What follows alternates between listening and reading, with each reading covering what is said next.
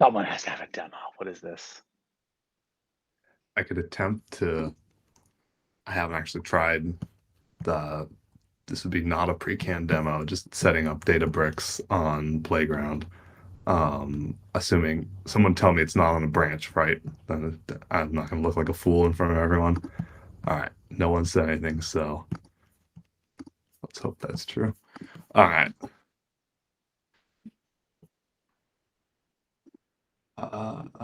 Admin. So it's hidden. So we'll just. There's Databricks. This is where we have to get. Oh, and I lose it.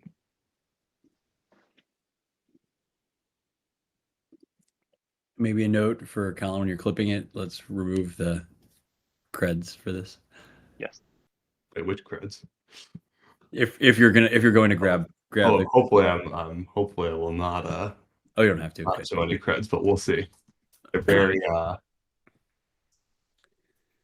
Just side note, while Stephen is doing this, Jess and I met with someone in person that is using Databricks, and they were blown away by the fact that we told them less than 2 weeks ago that we were starting to look at it and that it's in an alpha-ish state already. So just super exciting.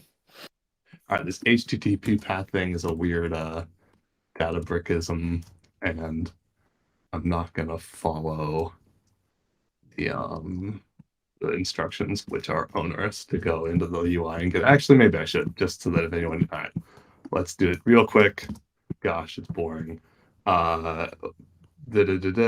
Warehouse connection details tab. Copy the connection details.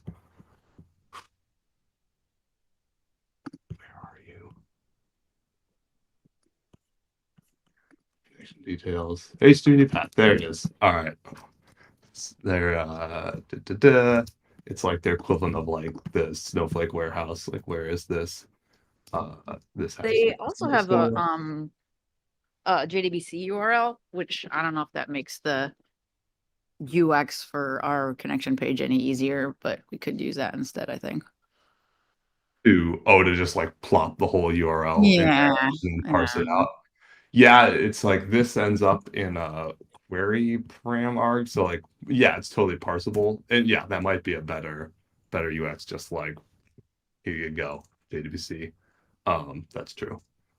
All right, skip that. Default schema. At username, leave blank. Password, I'm gonna pull up on a non-tab.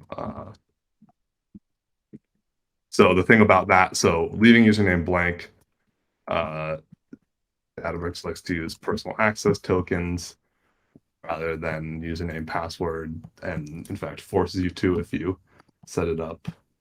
And let's hope I did everything right. So that what I put in there was not actually a password, it was a personal access token generated for this service account. We changed the input box for that so people understand. Well, yeah, I mean, it has a little hint here, but we could do a. Oh, I see it. Job. I'm not a great instruction reader. Yeah. I mean, neither am I. Okay, looks like it worked. Make a workbook. Look at that nav off the connection Run too. one query. Oh, and you know what? This is going to take 4 minutes, so let's not sit around waiting for it. Oh no, it didn't. All right, somehow our Databricks warehouse was awake. Explain yourself. That's great. It was already awake for some reason. So there you go. There's Databricks set up, and it can. That was pretty quick, actually. Yeah, no, it's actually pretty fast. It on our dialect tests, it actually is one of the faster non-local dialects. So it's like, it seems on these small tables it seems fast in Snowflake. Actually, no, I've asked it to do a join, and so who knows? But yeah, so that's. Wait, does waking up a sleeping warehouse actually take 4 minutes? So yeah, funny story. That was there are three kinds of warehouses. There's the some kind of legacy one, and then there's pro, and then there's serverless.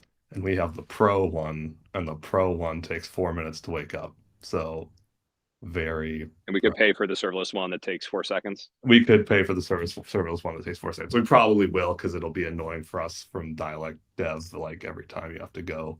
We implement that in Omni, a 2-minute sleep unless you pay us extra money. Why is the pro one called pro if it's not as good? It's in contrast to like the classic, which was even less pro than the pro.